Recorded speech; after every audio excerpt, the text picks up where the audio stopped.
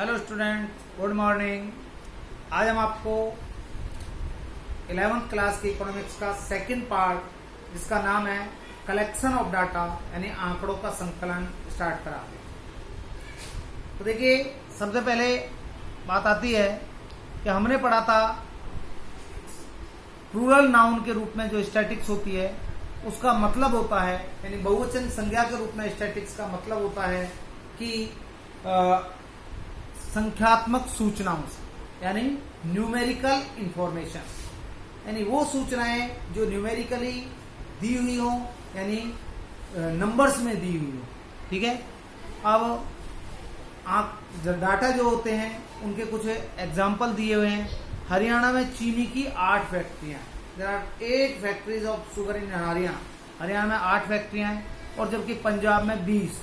तो ये जो है स्टैटिक्स रूरल नाउन के रूप में जो है होगी।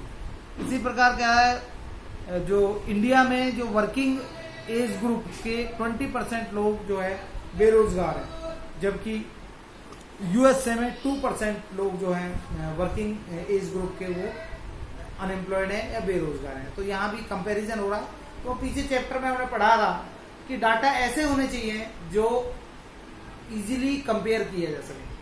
अगर कोई डाटा, मान लीजिए आप हरियाणा की औसत जो है एवरेज एज ले लेते और वहां उसकी बेरोजगारी या अनएम्प्लॉयमेंट रेट ले लेते, तो आप कंपेयर नहीं कर सकते थे। आप डाटा को तभी कंपेयर कर सकते हैं जब कम से कम वो 1 से ज्यादा हो, यानी 2 या ज्यादा हो। आप डाटा को केवल तब कंपेयर कर सकते हैं जब वो सेम क्वालिटी को शो करें, अर्थात सेम जो है फीचर्स को शो करें। जैसे केवल वेट, सभी का वेट ले लें, सभी की हाइट ले लें, सभी की एज ले लें, तो ही कंपेयर किया जा सकता है, अन्यथा नहीं।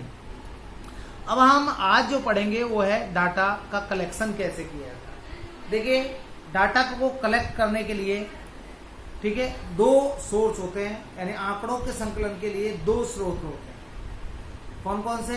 प्राइमरी सोर्स और सेकेंडरी सोर्स। डाटा कलेक्शन के कितने सोर्स होते हैं? 2। There are 2 source of collection of data. आंकड़े इकट्ठे करने के 2 सोर्स हैं, प्राथमिक स्रोत और द्वितीय स्रोत। तो सबसे पहले बात करते हैं आंकड़े इकट्ठे करने के प्राथमिक स्रोत क्या है। आंकड़े एकत्रित करने के प्राथमिक स्रोत वो स्रोत होते हैं, ठीक है, जहां आंकड़े उपलब्ध होते हैं, यानी जब आंकड़ों को उनके ओरिजिन स्थान से, जहां वो तैयार हुए हैं, वहां से इकट्ठा किया जाता है, तो ये प्राथमिक स्रोत कहलाते हैं। द्वितीयक स्रोत क्या होते हैं? जब आंकड़ों को, ठीक है, जब आंकड़ों को किसी अन्य सोर्स से, कहीं और से, जहां से वो रिलेटेड नहीं है, वहां से इकट्ठा किया जाता है, तो द्वितीयक सोर्स कहलाता है। जैसे मान लो कि भाई रेलवे डिपार्टमेंट है, रेलवे से रिलेटेड डाटा कलेक्ट की, तो ये प्राथमिक सोर्स था, यानी रेलवे डिपार्टमेंट से संबंधित आपने डाटा कलेक्ट करना है, मान लीजिए मुझे ही करने हैं, और मैं जाकर सीधा रेलवे डिपार्टमेंट से पूछता हूं, तो ये प्राथमिक सोर्स है। लेकिन रेलवे डिपार्टमेंट से वो डाटा किसी और ने कलेक्ट किए, वहां से हमने कलेक्ट किए, तो वो सेकेंडरी सोर्स है। यानी जब जहां से वो रिलेटेड है उससे डाटा कलेक्ट ना करके कहीं अन्य जगह से इकट्ठे किए जाएं, तो सेकेंडरी सोर्स। Date clear? अच्छा। दूसरी बात कि मान लीजिए कि आप डाटा कलेक्ट करना चाहते हैं, आप ये देखना चाहते हैं कि पलवल में जो जन्म और मृत्यु दर है, यानी डेथ रेट और बर्थ रेट, वो क्या है, इसके बारे में आप डाटा कलेक्ट करना चाहते हैं। तो इसके 2 तरीके हो सकते हैं। एक तो आप खुद जाएं, घर घर जाएं, सब लोगों से पूछें, उसके बाद आप डाटा कलेक्ट करके लाएं, ये प्राइमरी सोर्स। एक दूसरा सोर्स हो सकता है कि आप म्युनिसिपल कॉर्पोरेशन जाएं, अर्थात नगर पालिका जाएं, और वहां से डाटा कलेक्ट करके ले आए, तो ये सेकेंडरी सोर्स है आपका। ठीक है। तो देखिए, प्राइमरी सोर्स क्या है? आंकड़ों के प्राथमिक सोर्स या प्राइमरी सोर्स जो है वो उद्गम के स्रोत से आंकड़ों को संकलित करने से, अर्थात जिस ऐसे सोर्स से जहां पर आंकड़े जो है बने हैं, तैयार हुए हैं। कहता है कि आंकड़ों के प्राथमिक सोर्स से अभिप्राय उद्गम के सोर्स से, यानी ओरिजिन सोर्स से आंकड़ों को कलेक्ट करने से। आपके सांख्यिकी अध्ययन से संबंधित यह है आपको सीधा और प्रत्यक्ष मात्रात्मक सूचना प्रदान करते हैं। ये आपको direct information, direct quantitative information provide कराते हैं। जैसे मैंने बताया, रेलवे के बारे में आप सूचना इकट्ठा करना चाहते हैं तो आप सीधा रेलवे के पास जाएं, डाटा कलेक्ट करें। इसके बाद है सेकेंडरी डाटा। क्या होता है? तो आंकड़ों के सेकेंडरी सोर्स से अभिप्राय किसी उस एजेंसी या संस्था से आंकड़ों को इकट्ठा करने से जिसने पहले ही सांख्यिकी सर्वेक्षण द्वारा आंकड़े इकट्ठे कर लिए हैं। यानी अगर किसी एजेंसी ने डाटा कलेक्ट किए तो और उससे आप इकट्ठा करते हैं तो ये सेकेंडरी सोर्स है। आपके सांख्यिकी अध्ययन से संबंधित यह आपको सीधी सूचना उपलब्ध नहीं कराते हैं। ये आपके सेकेंडरी सोर्स है। अब इसी आधार पर जो प्राइमरी सोर्स से डाटा कलेक्ट किए जाते हैं उनको प्राइमरी डाटा कहते हैं। अब डाटा दो तरह के होते हैं, एक प्राइमरी डाटा और दो data which are collected by directly from origin source. यानी वो डाटा जो प्रत्यक्ष रूप से जो है ओरिजिन सोर्स से इकट्ठे किए जाते हैं वो क्या कहलाते हैं? प्राइमरी डाटा कहलाते हैं। तो प्राथमिक आंकड़े वो आंकड़े हैं जो अनुसंधानकर्ता अपने उद्देश्य के लिए पहली बार शुरू से आरंभ अंत तक जो है इकट्ठा करता है। प्राथमिक आंकड़ों से हमारा अभिप्राय उन तथ्यों से जिन्हें उनके उद्गम स्थान से इकट्ठा किया जाता है। ये उद्गम स्थान का मतलब ओरिजिन पॉइंट से ही इकट्ठे किए जाते हैं। अनुसंधान की प्रक्रिया, वेसेल कहते हैं कि अनुसंधान की प्रक्रिया के अंतर्गत मौलिक रूप से जो आंकड़े इकट्ठे किए जाते हैं उन्हें प्राथमिक आंकड़े कहा जाता है। अच्छा, प्राथमिक आंकड़े मौलिक होते हैं यानी ओरिजिनल होते हैं क्योंकि इनमें किसी प्रकार की फेर बदल की संभावना नहीं होती। अनुसंधानकर्ता इन आंकड़ों को इकट्ठा करने वाला पहला व्यक्ति होता है। उदाहरण के लिए आप 11वीं कक्षा के उन विद्यार्थियों के आर्थिक सामाजिक स्तर का अध्ययन करना चाहते हैं जो मैट्रिक में प्रथम श्रेणी से पाए, अर्थात आप उन बच्चों के बारे में जानकारी इकट्ठा करना चाहते हैं जिन्होंने मैट्रिक में जो है फर्स्ट डिवीजन ली। आप उनके जेब खर्च, उनके परिवार की आय, शिक्षा, जीवन स्तर संबंधी आंकड़े इकट्ठा करना चाहते हैं। इन आंकड़ों को प्राथमिक आंकड़े कहा जाएगा क्योंकि इन आंकड़ों को सबसे पहले आपने ही इकट्ठा किया है। ये आप खुद इकट्ठा करना चाहते हैं तो ये प्राइमरी है। लेकिन सेकेंडरी डाटा क्या है? सेकेंडरी डाटा वो होते हैं जो पहले से अस्तित्व में होते हैं, इन्हें आपने इकट्ठे नहीं किए बल्कि ये पहले से ही जो उपलब्ध होते हैं और जो वर्तमान प्रश्नों के उत्तर में नहीं बल्कि दूसरे उद्देश्य के लिए इकट्ठे किए जाते हैं। ये आपके लिए नहीं बल्कि पहले किसी और उद्देश्य के लिए इकट्ठा किए गए थे लेकिन आपने इन्हें प्रयोग कर लिया।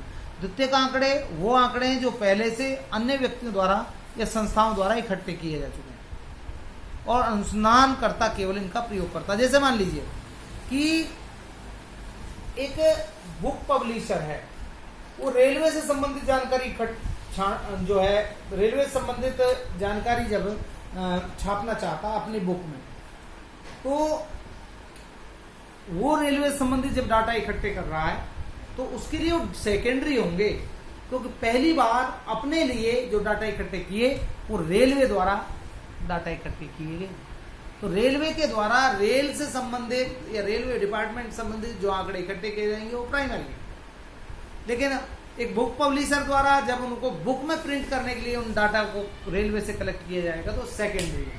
ठीक है, तो रेलवे ने उन्हें ओरिजिन पॉइंट से इकट्ठा किया और जो बुक पब्लिशर है उसने उसे रेलवे से इकट्ठा किया, ना कि डायरेक्ट उसने उन्हें कलेक्ट किया था या उन्हें जो है उनके बारे में जानकारी इकट्ठा की थी। इसके बाद है जो वेसेल कहते हैं जो आंकड़े दूसरे व्यक्तियों द्वारा इकट्ठे किए जाते हैं उन्हें द्वितीयक आंकड़े कहते हैं। उदाहरण दिया है इसमें, भारतीय रेलवे से संबंधित आंकड़े जो रेलवे बोर्ड द्वारा प्रकाशित किए जाते हैं किसी अनुसंधानकर्ता के लिए द्वितीयक आंकड़े होते हैं।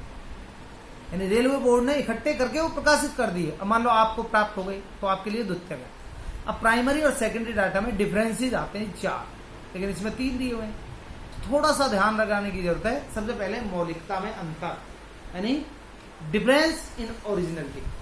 तो आप सीधा लिखेंगे primary data are original because they are collect from the origin point. प्राथमिक आंकड़े जो है मौलिक होते हैं क्योंकि ये उद्गम स्थान से इकट्ठे किए जाते हैं, और secondary data are not original, ये जो है मौलिक नहीं होते because they are collected from other person who already collect it. ये अन्य व्यक्तियों से इकट्ठे किए जाते हैं जिन्होंने इनको पहले ही कलेक्ट कर लिया है। दूसरा, उद्देश्य की अनुकूलता में, उपयुक्तता में अंतर, difference in the suitability of objective. जो primary data are suitable for suitable of a objective, primary data एक उद्देश्य के अनुकूल होते हैं, but secondary data are not suitable of objective because they are already collected by any person or institution for other purpose, क्योंकि ये अन्य institution या व्यक्ति द्वारा किसी अन्य उद्देश्य के लिए, ठीक है, इकट्ठे किए गए। तीसरा है संकलन लागत, यानी difference in cost of collection. संकलन लागत में अंतर, यूं कह सकते हैं, या लागत कह सकते हैं कि प्राइमरी जो डाटा होते हैं उनकी संकलन कॉस्ट ज्यादा होती है, यानी इकट्ठा करने की लागत ज्यादा होती है, और सेकेंडरी डाटा को इकट्ठा करने की लागत कम होती है। आप जान सकते हैं, मान लीजिए आपको बताया हमने कि पलवल नगर के लोगों के बारे में जानकारी इकट्ठा करना चाहते हैं, आप घर घर जाएंगे, इकट्ठा करेंगे तो उसमें ज्यादा मेहनत, ज्यादा खर्चा आएगा, 2-4 लोग लगाने पड़ सकते हैं, उनको सैलरी देनी पड़ सकती है। लेकिन एक तरीका और है, आप कमेटी जाइए, वहां 20-25 रुपए जो भी उनकी फीस है, 50 रुपए 100 रुपए जो भी लगती है वो पे कीजिए, तो वो अपेक्षाकृत सस्ता पड़ता है। और एफर्ट्स के, डिफरेंस इन एफर्ट्स के बारे में अंतर लगा सकते हैं, कर सकते हैं आप कि to collect primary data more efforts involve, ठीक है, प्राथमिक आंकड़ों को इकट्ठा करने में ज्यादा मेहनत लगती है, और जबकि द्वितीयक आंकड़ों को इकट्ठा करने में कम मेहनत लगती है। एक ये भी हो सकता है कि प्राइमरी डाटा जो है इकट्ठा वहां से किए जा सकते हैं जहां कलेक्शन का क्षेत्र जो है वो छोटा हो, ठीक है, और जो सेकेंडरी डाटा वहां इकट्ठे किए जाते हैं जहां कलेक्शन का क्षेत्र बड़ा हो। तो ये जो है आपके कुछ अंतर हो। अब आगे जो टॉपिक है बेटा वो है आधारभूत आंकड़ों का संकलन कैसे होता है, यानी कुछ विधियां, कुछ वो विधियां पढ़ेंगे हम जिनसे प्राइमरी डाटा कलेक्ट किए जाते हैं। तो हमारा टॉपिक यही है कि method to collect primary data. Primary data collect करने के लिए कौन कौन से मेथड हम यूज करते हैं, ये ध्यान से देखिए। तो ध्यान रखना कि देखिए, प्राथमिक आंकड़ों को इकट्ठा करने की मुख्य विधियां, ठीक है। Main method to collect primary data, प्राथमिक आंकड़े इकट्ठे करने की कुछ मुख्य विधियां हैं। उनमें सबसे पहले डायरेक्ट पर्सनल इन्वेस्टिगेशन मेथड, प्रत्यक्ष व्यक्तिगत अनुसंधान विधि। जैसा कि नाम से, प्रत्यक्ष मीन्स डायरेक्ट रूप से, व्यक्तिगत मीन्स जाग करके इंडिविजुअली, ठीक है। अनुसंधान का मतलब खोज करना किसी भी बारे में, अभी डिटेल पढ़ेंगे इनकी। दूसरी जो विधि है अप्रत्यक्ष मौखिक अनुसंधान विधि। तीसरी जो विधि है स्थानीय स्रोत या संवादों से सूचना प्राप्ति विधि। चौथी है जो प्रश्नावली के माध्यम से सूचना संग्रह। इसमें फिर 2 आती हैं, डाक प्रश्नावली विधि और गणकों द्वारा अनुसूची भरना। अब हम इनका डिटेल करेंगे। तो सबसे पहले चलते हैं हम प्रत्यक्ष व्यक्तिगत अनुसंधान। तो पहले बता देता हूं, देखिए प्रत्यक्ष व्यक्तिगत अनुसंधान विधि, आंकड़े इकट्ठे करने की प्रत्यक्ष व्यक्तिगत अनुसंधान विधि वह विधि है जिसके अंतर्गत एक अनुसंधानकर्ता स्वयं अनुसंधान के क्षेत्र में जाकर के डाटा कलेक्ट करता है, ठीक है। It is the method to investigation in which the investigator collect data और इंफॉर्मेशन डायरेक्टली फ्रॉम इंफॉर्मेंट्स, यानी डायरेक्ट जो है सूचना देने वाले से पूछ करके सूचनाएं इकट्ठा करता है। और ठीक है, इस विधि की सफलता जो है, सक्सेस इस विधि की, उसके लिए जरूरी है कि जो अनुसंधान करता है, जो इन्वेस्टिगेटर है, वो लेबरर होना चाहिए, मेहनती होना चाहिए और व्यवहार कुशल होना चाहिए, निष्पक्ष होना चाहिए और धैर्यवान होना चाहिए। अर्थात बोलने का तरीका उसमें होना चाहिए, मेहनती हो, निष्पक्ष हो, भेदभावपूर्ण तरीके से डाटा कलेक्ट ना करे, धैर्यवान यानी धैर्य से काम लेने वाला होना चाहिए, उसे सूचना देने वाले की भाषा, रहन सहन, रीति रिवाज आदि का भी ज्ञान होना चाहिए। उसे पता होना चाहिए जिससे वो डाटा कलेक्ट कर रहा है वो कौन सी भाषा जानता है, किस तरीके से उससे जो है सूचनाएं प्राप्त की जा सकती हैं। उदाहरण के लिए आप अपने शहर के किसी कारखाने के मजदूरों की आर्थिक स्थिति का अध्ययन करना चाहते हैं। मान लो आपके यहाँ फैक्ट्री है, उसमें जो मजदूर काम करते हैं उनकी इकोनॉमिक जो सिचुएशन, इकोनॉमिक कंडीशन है उसके बारे में आप जानना चाहते हैं, तो उसके लिए आप उनसे स्वयं जाकर मिलते हैं और उसके बारे में जानकारी प्राप्त करते हैं। तो ये कुछ और नहीं बल्कि डायरेक्ट पर्सनल इन्वेस्टिगेशन मेथड। अब ये तरीका कहाँ उपयुक्त है? देखिए, डायरेक्ट पर्सनल इन्वेस्टिगेशन मेथड कब उपयुक्त है? देखिए, ये तरीका, ये विधि तब उपयुक्त है जब अनुसंधान का क्षेत्र छोटा हो, सीमित हो, तो घर घर जाना पड़ेगा, प्रत्येक व्यक्ति से पूछना पड़ेगा। दूसरा, जहां आंकड़ों की मौलिकता अधिक जरूरी। अगर मान लीजिए जो डाटा है वो एक्यूरेट चाहिए, तभी आप इस विधि को अपनाएंगे। जब आंकड़ों को गुप्त रखना जरूरी हो, केवल आप ये चाहते हैं कि आपको ही पता हो, तो ये विधि अपनानी चाहिए। जहां आंकड़ों में शुद्धता अधिक महत्व हो, अगर आप चाहते हैं कि डाटा बिल्कुल एक्यूरेट हो, शुद्ध हो, और जहां सूचना देने वालों से सीधा संपर्क स्थापित करना जरूरी हो। अगर मान लो आपको लगता है कि आपने सीधे सूचनाएं उनसे इकट्ठी करनी है जिनके बारे में हैं, तो ये विधि अपनानी चाहिए। अब इसी विधि के गुण और दोष भी हैं। सबसे पहला गुण देखिए, क्या गुण है इसका? तो देखिए, सबसे पहले मौलिकता, ओरिजिनलिटी। इस विधि से जो डाटा इकट्ठे किए जाते हैं वो ओरिजिनल होते हैं, क्योंकि डायरेक्ट इकट्ठे किए जाते हैं। शुद्धता, इस विधि द्वारा जो डाटा इकट्ठे किए जाते हैं वो एक्यूरेट होते हैं, क्योंकि अनुसंधानकर्ता यानी इन्वेस्टिगेटर उन्हें स्वयं इकट्ठे करता है। इसके बाद है रिलायबल, विश्वसनीयता। इस विधि द्वारा प्राप्त जानकारी पर पूर्ण रूप से विश्वास किया जा सकता है, क्योंकि डायरेक्ट सूचना देने वालों से इकट्ठे किए जाते हैं। और संबंधित सूचना, इस तरीके द्वारा मुख्य सूचना के अलावा अन्य उपयोगी सूचनाएं भी प्राप्त की जा सकती हैं, क्योंकि डायरेक्ट सूचनाएं इकट्ठी की जाती हैं। अगर मान लीजिए इन्वेस्टिगेटर की कोई बात समझ में नहीं आई, तो वो उन बातों को समझने के लिए अन्य बातें भी पूछ सकता है। एक रूपता, इस विधि द्वारा जो डाटा कलेक्ट किए जाएंगे वो सिमिलर होंगे, ठीक है, क्योंकि आंकड़े एक ही व्यक्ति द्वारा, आंकड़े का मतलब है यहाँ डाटा एक ही व्यक्ति द्वारा इकट्ठे किए जाते हैं और सिमिलरिटी के कारण उनकी तुलना में आसानी होती है। लास्ट, यह विधि लोचशील है, फ्लेक्सिबल है, क्योंकि अनुसंधानकर्ता आवश्यकता अनुसार प्रश्नों को कम या अधिक कर सकता है। जैसे मान लीजिए, हम एग्जाम्पल ले लेते हैं कि मान लीजिए कोई किसी से इन्वेस्टिगेटर कोई सूचना इकट्ठा करने गया और इन्वेस्टिगेटर को लगा कि भाई जिससे वो सूचना इकट्ठे करने गया है वहाँ कुछ शोक का माहौल है, कुछ सैडनेस है, तो उस इन्वायरमेंट के हिसाब से वो अपनी बात को उनके सामने रख सकता है। ऐसा कोई जरूरी नहीं कि जैसा उसको निश्चित किया गया है वैसे ही उसकी अपनी बात को रखे। इसके बाद है इसके कुछ दोष भी हैं। क्या दोष है? बड़े क्षेत्रों के लिए अनुपयोगी, क्योंकि इसमें पर्सनली जाकर डाटा कलेक्ट किए जाते हैं। पर्सनली का मतलब अगर पूरे देश और राज्य से डाटा कलेक्ट करना है तो ये बड़ा मुश्किल हो जाएगा। तो यह प्रणाली अनुसंधान का मतलब होता है जहाँ रिसर्च का मतलब है यहाँ जहाँ के बारे में जानकारी इकट्ठी करनी है, अगर उसका क्षेत्र बहुत बड़ा है तो ये विधि उसके लिए खराब होगी। व्यक्तिगत पक्षपात, इस विधि में अनुसंधानकर्ता के व्यक्तिगत पक्षपात के कारण परिणामों में के दोषपूर्ण होने का डर रहता है। कई बार जो अनुसंधान करता है अपने जानकारों से कुछ अलग डाटा इकट्ठे कर सकता है और अनजान से कुछ अलग, इससे रिजल्ट में जो अंतर आ जाता है। खर्चीली पद्धति होती है, इस विधि में धन अधिक खर्च होता है और मेहनत भी अधिक खर्च होती है, क्योंकि पर्सनली जाकर के डाटा इकट्ठे करने होता है।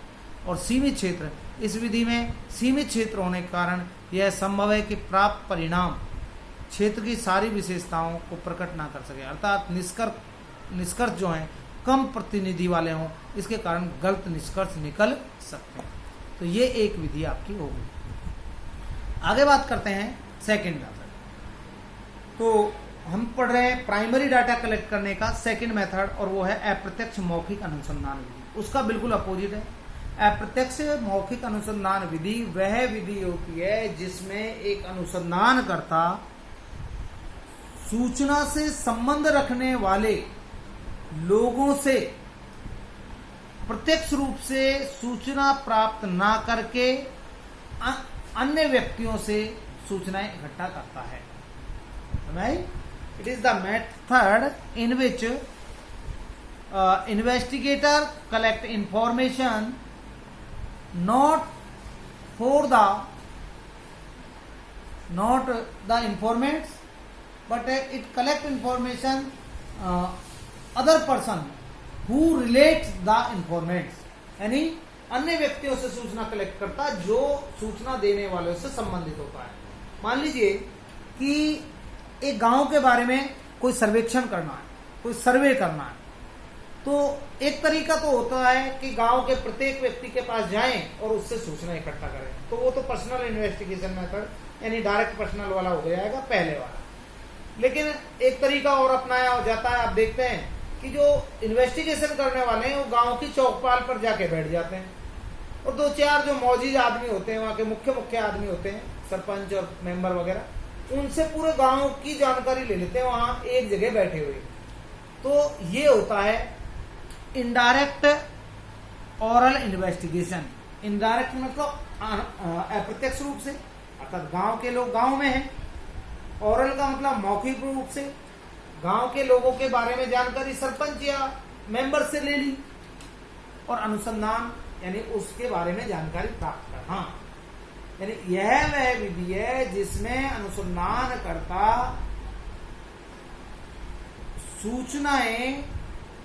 सूचना से संबंधित रखने वाले व्यक्तियों से इकट्ठा ना करके उनसे संबंधित अन्य व्यक्तियों से सूचनाएं इकट्ठा करता है। समझ में आ गया होगा? पढ़ते हैं। अप्रत्यक्ष मौखिक अनुसंधान विधि वह है जिसमें किसी समस्या के अप्रत्यक्ष रूप से संबंध रखने वाले व्यक्तियों से मौखिक पूछताछ द्वारा आंकड़े इकट्ठे किए जाते हैं। ऐसे लोगों को साक्षी कहते हैं। जो सूचना देते हैं उन्हें क्या कहते हैं? साक्षी कहते हैं। ठीक है। इस विधि में समस्या से प्रत्यक्ष संबंध रखने वाले व्यक्तियों से आंकड़े इकट्ठे नहीं किए जाते। उदाहरण के लिए इस विधि में मजदूरों की आर्थिक स्थिति मान लो जानकारी इकट्ठा करनी है, तो मजदूरों से ना पूछ करके उनके बारे में किससे पूछा जाता है? उनके मालिकों से पूछ लिया जाता है। अब इसके भी कुछ उपयुक्तता है। ये कहाँ उपयुक्त है? ये विधि तब उपयुक्त है जब अनुसंधान का क्षेत्र बड़ा हो। ये विधि तब उपयुक्त है जब सूचना देने वाले लोगों से सीधा संपर्क स्थापित ना हो सकता हो। तो मान लीजिए गांव के लोग काम पर गए हैं, सरपंच इत्यादि